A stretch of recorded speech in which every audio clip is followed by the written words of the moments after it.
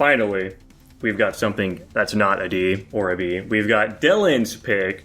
Maybe actually it's a B. I don't fucking know. We'll see. We've got the 1994 film Pulp Fiction, a Quentin Tarantino classic. Please tell us about it. Yeah, so Pulp Fiction is kind of it's kind of weird because it follows different storylines of different people. You've obviously got your two main agents. Don't bother me to ask what anybody's names is. And they're kind of like doing like gang work for this one kingpin guy. And then, you got this one boxer guy who's supposed to lose a fight, and he doesn't, and ends up killing the guy who's trying to leave town. And then they get into a thing, and then he's like all square or whatever. And then that boxer guy ends up killing one of the main agent guys, which was a big, like, shocking, revealing moment. I guess spoilers.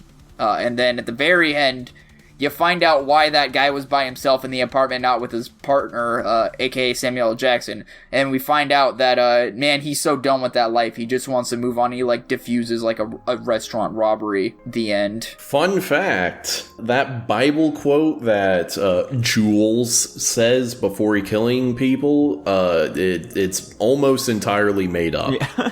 Oh. Like, the last two lines of it are actually in the Bible. The rest of it is, I guess. I was about to say. I guess Tarantino just pulled cool. it. Yeah, he just It does sound cool, though. It does. In fairness to him. That shit almost got me to go to church. No, it didn't. Don't fucking lie. Alright, I'll kick off the rankings here. I thought this was a pretty good movie, guys. It was pretty good. Unpopular opinion. I'm giving it an A. Unpopular opinion? Yeah. That actually is an unpopular opinion. Yeah, I was going to say, you didn't give it an S+. That is definitely an unpopular opinion. I guess that's fair. Yeah, people talk about this movie like it is the second coming of Christ and is like the best movie of all time type shit. I definitely think it's good. I don't know about that good. I gave it an A+ currently. Holy smokes. I agree with you, Jackson. I'm like, listen, it's another of the really good Tarantino films. It's not like the greatest thing I've ever seen. It's not even the greatest Tarantino movie I've seen. So I have it at an S-. Dude, I also have it at an S-. Alright, Yeah. Nico, why do you hate this movie? Well, it really all just comes down to, like, that apartment scene where Bruce Willis is hanging out with his whammon in the apartment. It kind of just drags the movie down a lot. There isn't as much quippy dialogue during it, and I'd really prefer... Never mind, I'm not going to say it. But no, this is a fantastic film. Big fan of it. Insanely quotable, obviously. Dialogue is top-notch and drives every fucking scene in this film. I do kind of question that. Why... Do we know why Bruce Willis didn't take the dive? I think it's just supposed to be like, oh, his honor as a man sort of thing. Is Actually, he fucking no. stupid? That's not true. There was a conversation in the phone booth following afterward of what I'm assuming is a guy saying he was going to pay him a large sum of money. It was like his honor as a man thing, but also he took the money that he was paid to take a dive and then used it to bet on himself winning the fight. Oh. Okay. Yeah. So. That's fair So enough. he made more money. Yeah. Which at that point, like, I don't know. Could he... I actually, never mind. I was about to say, couldn't he just, like, give the portion he borrowed back? But no, because, like, that guy paid him to make a dive and then made his own bets on the fight, and so he lost those bets, so never mind. Yeah. Dude, I was just gonna say, I think it's a very down-to-earth kind of movie. I think it's pretty easy to follow. Disagree. You don't think it's down-to-earth? I think it's very easy to follow. I don't think anything like this really happens in real life. Is that how that phrase is supposed to be used? Whoopsies.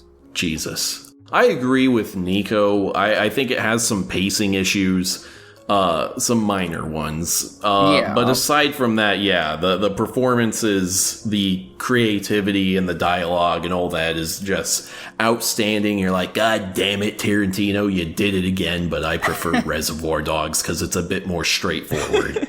True. I will say jumping between storylines did get me for a second there. Mostly I just got because so I didn't lost. I didn't know what was going on. It wasn't necessarily that. It just wasn't what I was expecting out of this movie. To be quite frank, I didn't know what to expect out of this movie. But I liked the interaction between the characters. I think it all felt very fluid. It was dynamic enough. And I just... John Travolta's voice does not match his face. I will say that. But I just like how with Samuel L. Jackson... he somehow his performance just matches up so well with so many different people, and just like I said, the character interactions, the things going on, the drug overdose portion, that had some really nice tension in it, and just a bunch of shit going on. But yeah, I don't really know what else to say. And listen, audience, I know what you're gonna say. You're gonna be like, oh, well, like, splitting it up and doing it out of order and presenting it in this short story anthology thing is the point of the movie, and that's why it's called Pulp Fiction, because it's an allusion to this style of storytelling, and it's kind of, you know, poking fun at the sort of hoity-toity, you know, Oscar baity sort of movies. But, like, tell the story in order, please. For me, this movie is kind of like peaks and valleys, you know. The movie generally has some pretty decent pacing, I would say, but it has its issues, and like a lot of the time there's like really good scenes in segments, followed by a lot of kind of just like people talking and banality happening for the most part. And it's just like we get like one really good scene, and then we go back into like a valley of like nothing really happening, and then like another really good scene, and just keep doing that the entire movie basically. Especially because of the timeline format, they can make it very consistent in like when that happens. Like they're very evenly spread out, it feels like, between the nothing happening and then like the really interesting scene going on, which I appreciate. Yeah. It's a good way of keeping your attention, but also like I don't know. I don't think it's the most engaging format they could have done the movie in.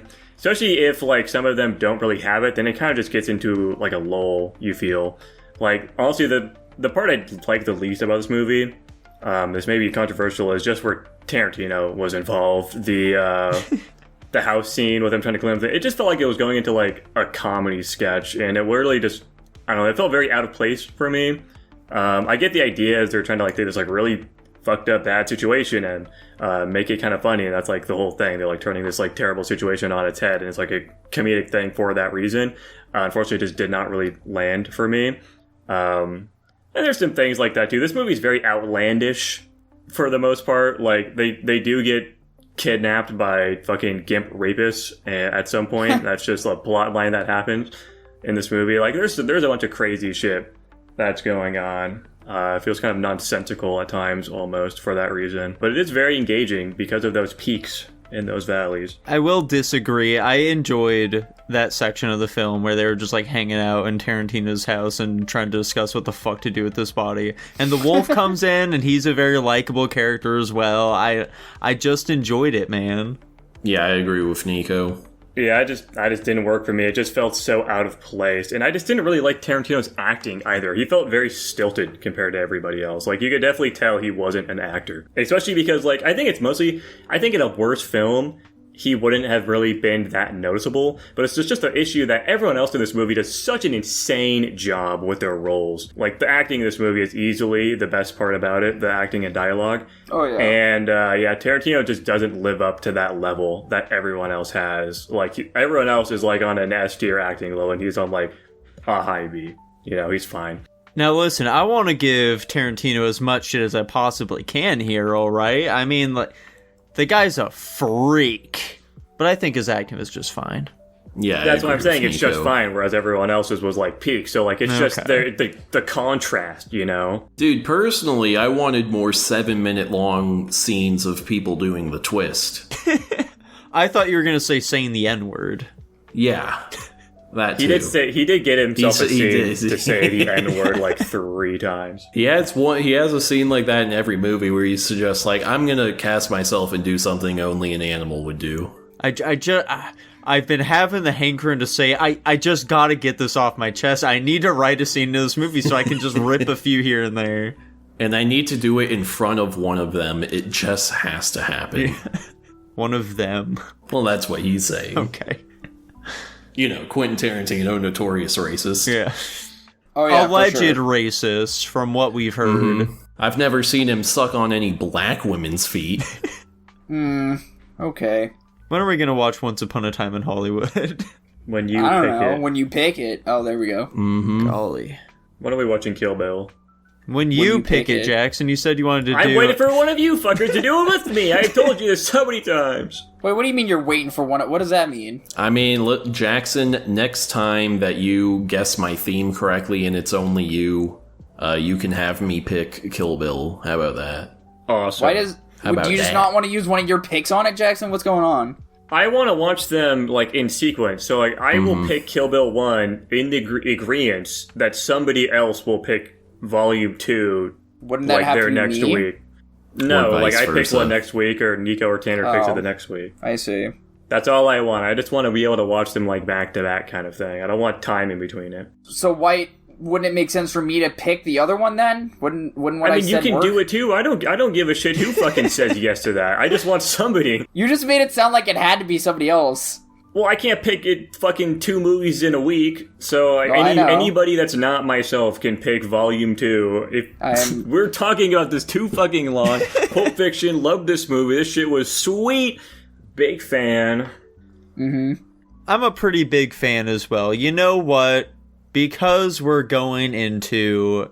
I was about to say Gay History Month. That's not what it is. Pride Month. Gay History Month. Because we're about to be rolling into Pride Month, to show They my should make it Gay History Month, and then they're just like, okay, so the first 4,000 years were pretty rough.